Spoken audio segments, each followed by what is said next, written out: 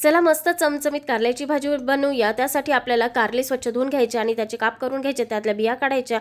आता त्यामध्ये मीठ आणि हळद आणि थोडं पाणी घालून स्वच्छ धुवून घ्यायचं। त्यानंतर कारले 10 मिनिटं चाळणीवर ठेवून आपल्याला वाफवून घ्यायचं आहे। दुसरीकडे ताव्यावर आपल्याला मसाले भाजून घ्यायचे, त्यामध्ये धणे, जिरं, सुकं खोबरं आणि शेंगदाणे भाजून घ्यायचे। एक मोठा कांदा सुद्धा भाजून घ्यायचा, एका प्लेटमध्ये काढायचा। त्यानंतर आपल्याला मिक्सरच्या जारमध्ये आलं, लसूण आणि हिरवी मिरची टाकून त्यामध्ये आपल्याला भाजून घेतलेले सगळे जे मसाले आहे ते टाकायचे आहे, कोथिंबीर टाकायची आहे आणि छान असं पाणी न टाकता वाटून घ्यायचं आहे। दुसरीकडे कढई ठेवायची, त्यामध्ये आपल्याला तेल टाकायचं आहे, जिरं, मोहरी टाकायची, हिंग टाकायचा, एक बारीक चिरलेला कांदा टाकायचा आणि वाटून घेतलेला मसाला टाकायचा। हे छान 2 मिनिटं आपल्याला परतून घ्यायचे।